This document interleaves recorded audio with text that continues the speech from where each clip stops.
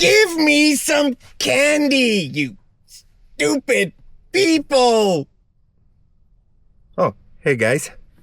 I didn't see you spying on me there. I was just thrashing around because I don't have any candy. I was throwing a tantrum.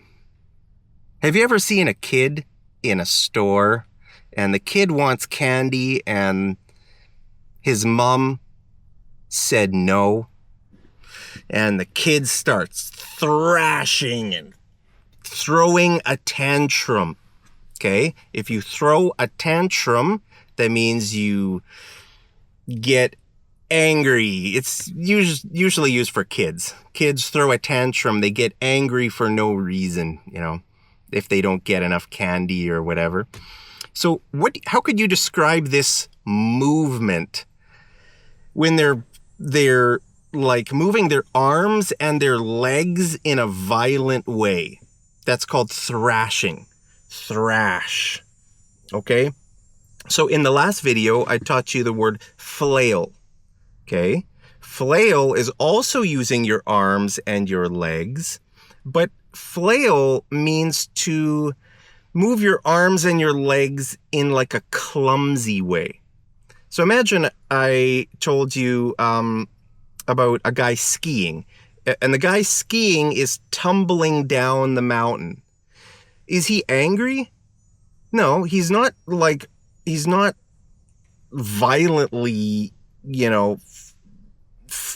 violently flailing his arms and his legs. It's kind of more in a clumsy way, right? So, but a boy in a store who is like moving his arms and his legs in a violent way, that's not really flailing. He's thrashing. He's thrashing about or thrashing around.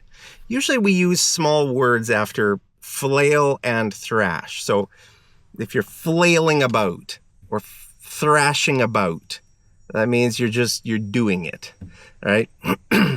So in this video, we're gonna talk about 5 movements. We already talked about 1, thrash.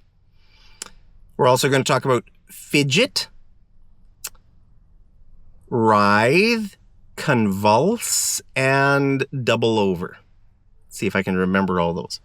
Okay, so the word thrash means kind of flailing your arms and legs in a violent way. So imagine if you see someone drowning in the ocean and the person drowning, help me, help. They're like, you could describe that as flailing or thrashing. It's a pretty extreme, violent sort of a motion, right? They're moving because they're desperate. So you could describe that as thrashing or flailing. Okay. So fidget. What does fidget mean? Imagine if you're going on a long road trip and you have some young kids in the back seat, and those kids are just kind of getting bored and they've been sitting for a long time and they want to get out and stretch their legs. So they might be kind of like moving around and like doing small movements with their hands and their feet. They're fidgeting. Like, when you're bored, sometimes you tap your foot on the ground, right? Your knee goes up and down. You're kind of fidgeting, like those small movements, because you're either bored or you're nervous, or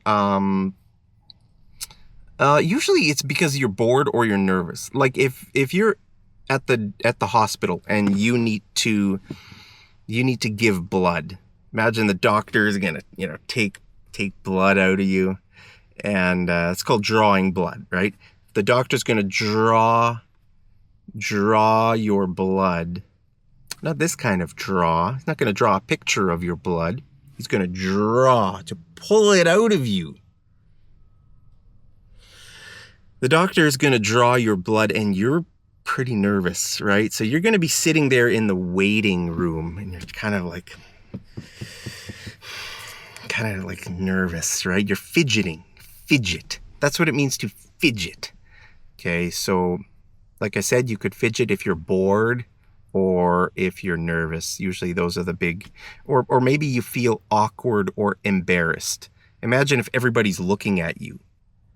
You did something and everybody's looking at you and you feel a bit embarrassed and awkward and you're fidgeting because you feel embarrassed or awkward, right? Okay, so another word is writhe. Writhe. Usually people writhe in pain. Writhe is, think about your back, okay? You're moving, you're in pain, right? Imagine a woman giving birth and she's in pain. She's writhing in pain as she's giving birth. Okay, so just remember the word writhe connected to a woman giving birth. It's like, it kind of has to do with the back, right? Not so much the arms and the legs. It's like the middle of your body. You're writhing. It's so painful, right?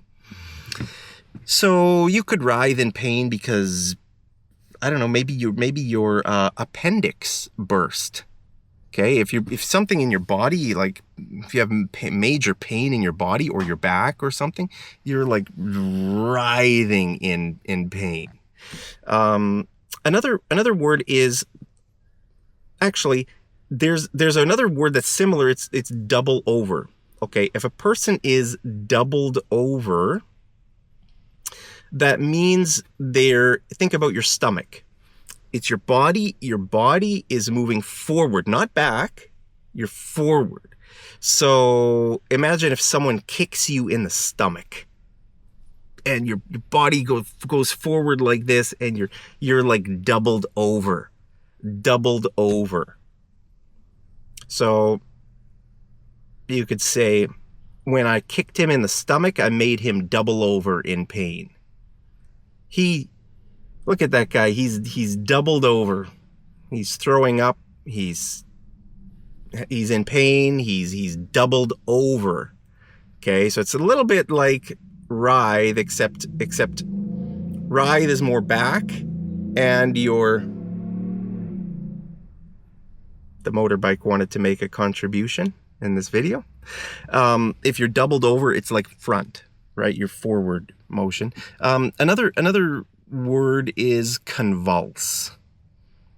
Convulse means like a full body movement that is involuntary. Okay, remember in my last video, involuntary means you're not deciding to do it. Okay, so if a person has a seizure, that means their body is moving maybe in a way, but they're not deciding to do it. They're not choosing to do it. Their body's just convulsing, like, we can also use some of these words in a figurative way. So we could say the whole city is convulsing after the news of the attack. Let's say there's something bad in the city that happens and everybody in the city's talking about it. Maybe there's been a recent crime wave that has kind of taken over the city. A crime wave is a period of high crime, right? So imagine if a crime wave. Are we still recording, guys? Yeah, we are. Thank you for sticking with me. Thank you for always smashing that like button. So imagine if suddenly a city gets hit by a major crime wave. Everybody's talking about it. People are like barring their windows. If you bar your windows, you're putting like metal bars on your windows to protect your house from break-ins, right? So in that case, we could say the whole city is convulsing under the recent crime wave.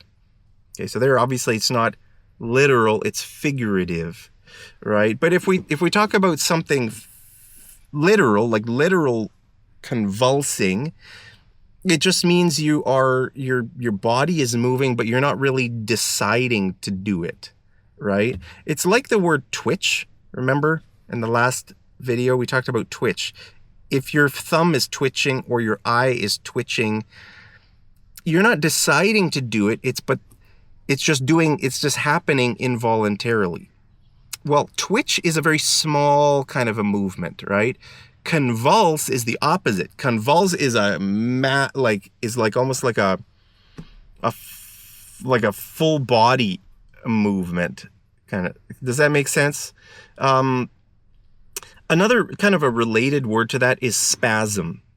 Like imagine if you have a muscle, if your muscle is spasm. Like if you worked out too hard, your muscle might start like kind of like moving in a weird sort of a way. It might start spasming. It's like the word convulse, except convulse is like more of a full body movement. Okay, does that make sense?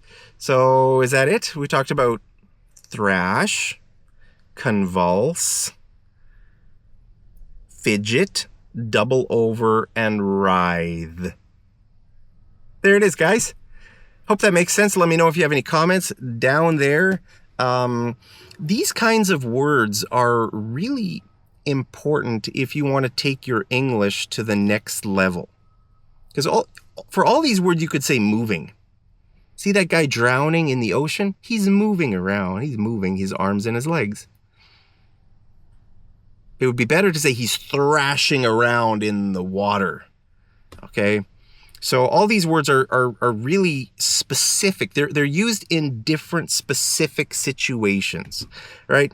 So guys, thank you for tuning in today. I love you very much. Hope you're doing great, and I'll see you over in the next episode of Mad English TV. Take care.